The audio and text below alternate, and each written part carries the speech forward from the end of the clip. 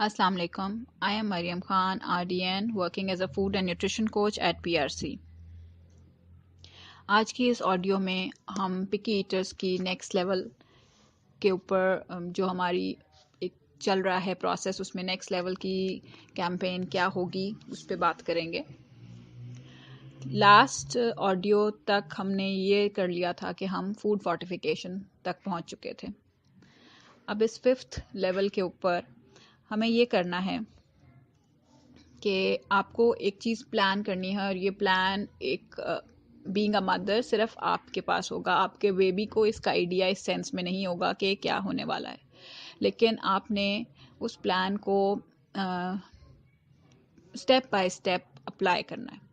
ठीक है, सबसे पहला स्टेप उस प्लान का ये होगा कि आपने अपने बेबी की एज के हिसाब से, जिस एज पे बच्चे, यानी 2.5-3 साल का बच्चा है तो वो चूँकि कार्टून्स देख रहा होता है, पोएम्स देख रहा होता है, घर में कुछ लोगों से ज़्यादा कनेक्टेड होता है, कुछ चीज़ें उसको ज़्यादा अट्रैक्ट कर रही होती हैं, कुछ कलर्स उसको ज़्यादा अट्रैक्ट कर रहे होते हैं। सो आपको उस एंगल से सोचना है। जो बड़े बच्चे हैं उनके साथ आप जनरली साइंटिफिकली चीज़ को डिस्कस कर सकते हैं। अच्छा, डिस्कशन किस चीज़ पे होनी है कि गुड फूड्स और बैड फूड्स। इसमें ये कहीं पे भी एक सेकंड के लिए भी आपने ये नहीं उस बच्चे को आइडिया देना कि हम आपके फूड चॉइसेस को एनालाइज कर रहे हैं। ठीक है, आपने जनरली स्टोरीज के अंदर खाने का जिक्र करना शुरू कर देना। जैसे अगर आप स्टोरी टेलिंग कर रही हैं रात को सोने से पहले, तो आप उसमें जो भी मेन कैरेक्टर है, जो भी हीरो है, जो भी गुड पर्सन है, आप उसकी फूड चॉइसेस का जिक्र करना शुरू कर सकती हैं। जैसे आप ये कह सकती हैं कि उस शख्स ने, जो भी आपका कैरेक्टर है ABC, उसने नाश्ते के टाइम पे he had this and this. उसके बाद फिर थोड़े देर के बाद स्टोरी में कहीं और कोई जिक्र आए तो उसे कहें कि हाँ, उसने फिर एप्पल्स और फ्रूट्स में कोई बनानास कुछ भी ऐसी चीज़ खाई, and then he went to do this. और जो भी स्टोरी के अंदर, यानी एक बस आपने ड्रॉप करने हैं बातें उसके अंदर इस तरह से। जो बड़े बच्चे हैं उनके लिए आप उसको इस तरह से प्लान कर सकते हैं कि आप एग्जैक्टली उसको बताएं, डिस्कस करें, 2 से 3 दिन डिस्कस करें कि गुड फूड्स, यानी बच्चों के लिए गुड फूड्स क्या हो सकती हैं। आप, जैसे मैंने भी फॉरवर्ड किए हुए हैं राइट अप्स टिल टीन्स तक के लिए, क्या क्या चीज़ें चॉइसेस हैं, गुड चॉइसेस हैं। आपको खुद भी आइडिया होगा कि क्या गुड फूड चॉइसेस हैं, तो आप उसमें डिस्कस कर सकते हैं कि गुड कैल्शियम सोर्सेज कौन सी है। क्या आपको पता है कैल्शियम क्या करती है? अच्छा, कैल्शियम हमारी बोन स्ट्रांग करती है, टीथ स्ट्रांग करती है हमारी, और जो उसके फंक्शंस, आप 2 से 3 ऐसे जो इम्पोर्टेंट फंक्शंस हैं उसके साथ आप अटैच करके, और फिर एक दिन आप जैसे फंक्शन, फिर आप उसको कह सकते हैं अच्छा आपको पता है कि कौन सी फूड्स में होती है। अच्छा, फिर डिस्कशन यहीं तक ख़त्म हो गई। अगर आपके बच्चे को पता है कि हाँ जी मिल्क में होती है, उसमें होती है, इसमें होती है। अगर आपको बच्चा खुद इनपुट दे रहा है कि देखा देखा मैं खाता हूँ, देन यू से अच्छा ठीक है, बहुत अच्छी बात है, ये बहुत अच्छी बात है। अदरवाइज आपने ये नहीं कहना कि अच्छा ये आप खाते हैं कि नहीं खाते, आप क्यों नहीं खाते हैं, या इस तरह की कोई बात भी। उस बच्चे को इस चीज़ में इस तरह कनेक्ट नहीं करना, जैसे एक जनरल फ्लो ऑफ इंफॉर्मेशन करना है। ठीक है, इसी तरह कैल्शियम का हो गया, आयरन सोर्सेज हो गए, वाइटामिन हो गए, पावर के लिए प्रोटीन सोर्सेज हो गए। तो आपको इस चीज़ को आपको 10 दिन लग सकते हैं, इवन 15 दिन लग सकते हैं, लेकिन आप डिस्कशन में ला रहे हैं गुड फूड्स को, गुड फूड चॉइसेस को आप उसके अंदर ला रहे हैं।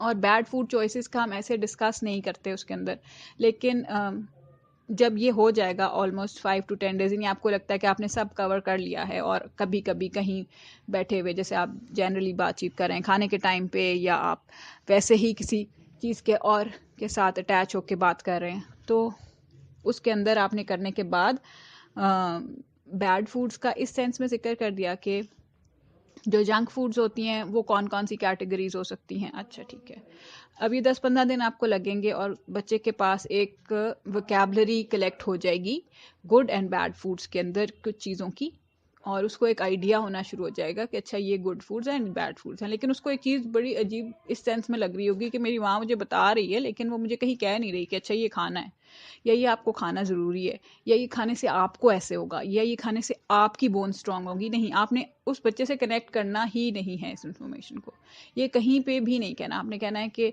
ह्यूमंस को ये चीज़ चाहिए, सुपर, जो बच्चा जिस एज के ऊपर है। कुछ लोग, कुछ बच्चे बहुत कार्टून कैरेक्टर्स के साथ हैं, आप उसकी सुपरमैन की पावर, कुछ भी जो भी उसको पसंदीदा कैरेक्टर उसकी पावर के साथ कनेक्ट कर सकती हैं कि आई गेस वो यही खाता होगा बिकॉज वो इतना पावरफुल है। तो आप इस तरह से ये इन्फॉर्मेशन आपने देनी, ये स्टेप 1 है, ठीक है। उसके आप फिर 1 या 2 दिन का गैप दे लें जब आप इस चीज़ को जाने दें और आप कुछ ऐसा डिस्कशन न करें। उसके बाद 1-2 दिन के बाद आपने क्या करना है कि एक प्लानर की तरह की चीज़ बनानी है। बड़ा बच्चा है तो it can be a diary, और छोटा बच्चा है तो कोई चार्ट पेपर हो सकता है जो कि आप अपने फ्रिज पे या किचन में या उसके कमरे में या कहीं पे भी ऐसी जगह प्लेस कर लें।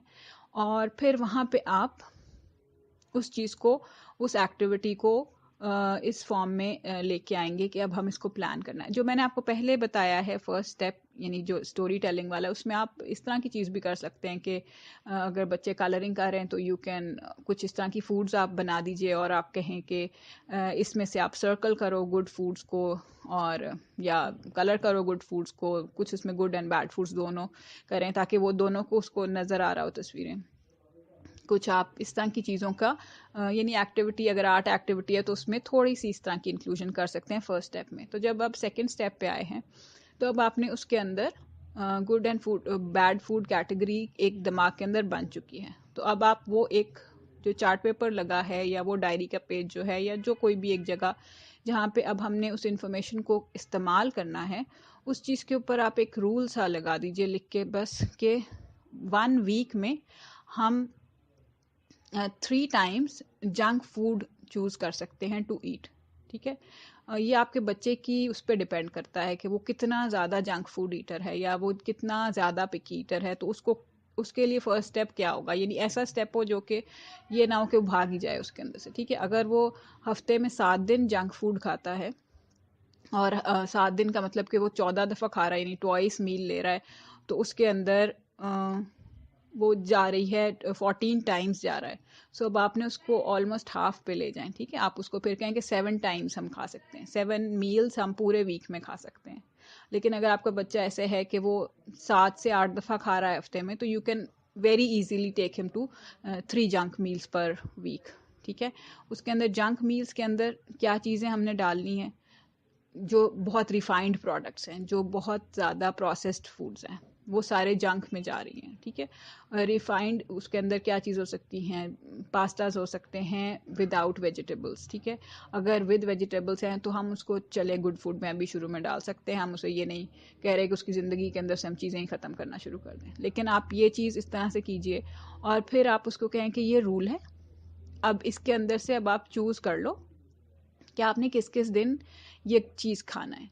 वो कहेगा अच्छा जी मैंने एक मंडे को खाना है, आई कैन टेक, मैं स्कूल लंच में लेके जाना चाहता हूँ, किसी दिन मैंने डिनर में खाना है, किसी दिन लंच में खाना है। उसको लेट हिम बी उसके साथ, मतलब जहाँ वो प्लेस करना चाहता है उसको थोड़ा ऊपर नीचे करने दें और उसको उस चीज़ के लिए आप कहें कि अच्छा चलो बहुत अच्छी बात है। अब इसके बाद हमने ये चीज़ को अप्लाई करना है कि अब इस टाइम के ऊपर जंक मिलना है आपको, ठीक है। तो जंक फूड आपको किस टाइम पे मिलनी है, हमने सिर्फ उसको ही टारगेट किया हुआ है।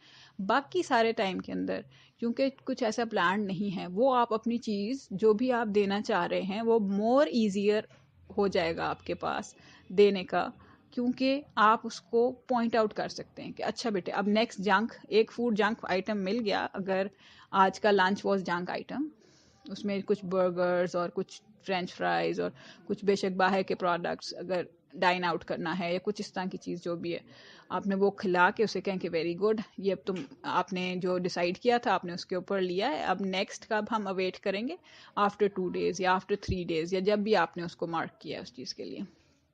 और फिर आप उस चार्ट पेपर पे या उस डायरी पे you can give him good remarks, उसके लिए कुछ अच्छा लिखें कि आई एम हैप्पी कि आप इसको फॉलो कर रहे हो, और आप उसको स्टार्स, छोटा बच्चा है स्टार्स बना के दे सकते हैं उसके ऊपर, उस पर हग्स आप दे सकते हैं अपने बच्चे को कि ओके आपने अच्छा किया, आपने जो डिसाइड किया आप उसको फॉलो कर रहे हो, ठीक है।